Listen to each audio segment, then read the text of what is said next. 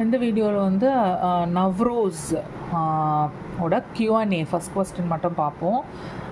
नवरोज़ का क्या अर्थ है? நவ்ரோஸ்னா என்ன அர்த்தம்? உஸ் தின் பச்சே கைசி தோப்பி பெஹன்தே ஹே, அந்த நாள் வந்து சில்ட்ரன் வந்து எந்த மாதிரி கேப் வந்து போட்டுக்கிறாங்க, வேர் பண்ணிக்கிறாங்கன்னு கேட்குறாங்க. ஸோ இதில் 2 கொஸ்டின் இருக்குது. நவ்ரோஸ்கா அர்த் கியா ஹே, அதுக்கு வந்து நீங்கள் என்ன எழுதணும்? ஃபஸ்ட்டு 2 பாயிண்ட் வந்து எழுதணும். என்ன? நவ்ரோஸ்கா அர்த் ஹே நயாதின். நவ்ரோஸோடைய அர்த்தம் என்னன்னா புதிய நாள், புது நாள், நியூ டே அப்படின்னு அர்த்தம். ஓகேயா? ஸோ நவ்ரோஸ்கா அர்த் ஹே நயாதின், இது ஃபஸ்ட்டு பாயிண்ட். செகண்ட் பாயிண்ட் வந்து இது என்னது? நவ்ரோஸ் பற்றி இன்னும் ஒரு பாயிண்ட் எழுதணும் இல்லையா? நவ்ரோஸ்னால் என்னன்னு கேட்டாங்க. வெறும் நயாதின்னு எழுதினா பத்தாது, இன்னொரு பாயிண்ட் எழுதணும். என்ன?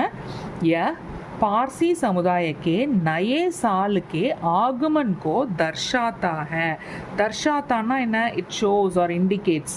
அதாவது இந்த நவ்ரோஸ் வந்து எதை இண்டிகேட் பண்ணுது, எதுக்கானது அப்படின்னா பார்சி சமுதாயக்கே, இது வந்து இந்த பார்சி கம்யூனிட்டியோட புது வருஷத்தை வரவேற்கிறத இண்டிகேட் பண்ணுது. அவங்க எதுக்கு இந்த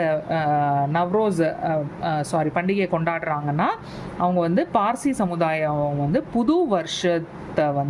புது வருஷத்தோட அரைவலை அவங்க வந்து வெல்கம் பண்ணுறாங்க இல்லையா, அதை குறிக்குது அப்படின்னு எழுதணும். First 2 points.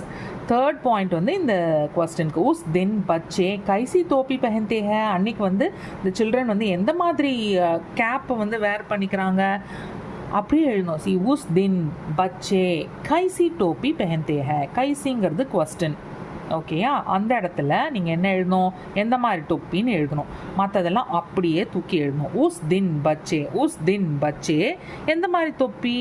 சுன்ஹரி யா ரூபலி கிம்காப் கி छोटी छोटी गोल्ड टोपी पहनते हैं. सुनहरी गोल्ड या रूपहली सिल्वर, கிம்காப்னா இந்த ஜரிகை. ஓகே, ஜரிகை பார்டரில் ஜரிகை வச்ச சின்ன சின்ன ரவுண்டு தொப்பி வேர் பண்ணிக்கிறாங்க அப்படின்னு அர்த்தம். அன்னைக்கு அன்னைக்கு நவ்ரோஸ் அன்னைக்கு வந்து சில்ட்ரன் கோல்டு இல்லைன்னா சில்வரில் செஞ்ச பார்டர் டிசைனில் சின்ன சின்ன ரவுண்டு தொப்பியை வந்து வேர் பண்ணிக்கிறாங்க அப்படின்னு அர்த்தம்.